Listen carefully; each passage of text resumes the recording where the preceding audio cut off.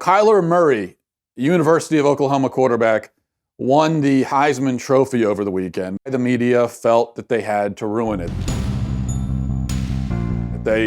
They saw that somebody was having a good moment, that they were getting attention for a good reason, and they said, wait a second, we can't allow this. Let's turn it into a negative story. So USA Today, among other outlets, decided to run an article hours after Murray's big achievement, reporting on the homophobic tweets that he sent when he was 14 years old. I don't know what the tweets were. It doesn't matter. I don't care. I didn't look. They said that the tweets involved him using homophobic language with his friends. So I assume that he jokingly referred to one of his friends as an F word, a slur for gays. I don't know, but who cares? It doesn't matter. He was 14. Even if he had said it last week, I still wouldn't care. But he said it when he was 14. Offensive language from a 14-year-old boy does not matter. If it's your 14-year-old boy and you're his mother or something, then yeah, I could see why it would matter to you, that you would reprimand him and say, don't use that language. But in terms of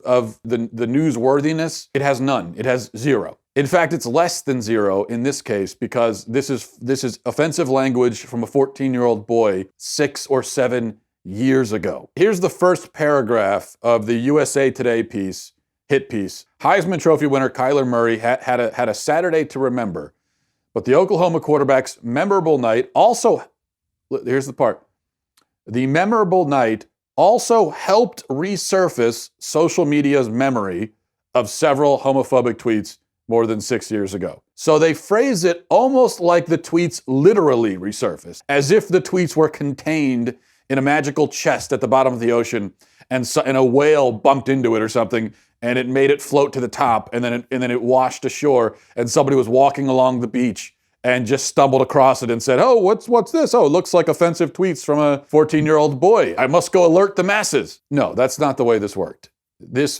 was not a passive process. Someone had to go looking for the tweets. And how did that someone, whether it was Scott Gleason or whoever else, how did they find the tweets? What method did they use? They could have combed through 6 years worth of tweets to see if they could find anything, but that's probably not how it was done. That'd be a little bit inefficient. And in fact, the way that they really did it is in some ways maybe worse, because what they would have had to do is plug in Kyler Murray's name to the Twitter search bar, and then also put in, the F word slur for gays, or they would have had to come up with a few offensive words and just plug it in to see what comes up, to see if Kyler Murray ever at any point in his life used those words on Twitter. And they would have done this just because he won the Heisman, and for no other reason. Someone would have had to say, or multiple people in the media would have said, well, this guy won the Heisman. Let's go see if he ever insulted gays. That is literally the thought process. That's the way it would have worked. He's in the news for a good reason. Let's go see if we can find a reason to destroy him.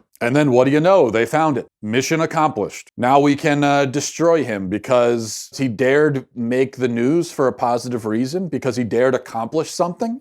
People often complain that the media never reports good news. If it bleeds, it leads, right? They don't focus on the good stories. Well, it's actually worse than that, because what they do is, it's not just that they only report negative stories, it's that they will turn every story negative. They'll take even a positive story and they'll turn it into a negative. Instead of doing a story about this exceptional young man and his great achievement, they decided to report on the language he used when he was 14.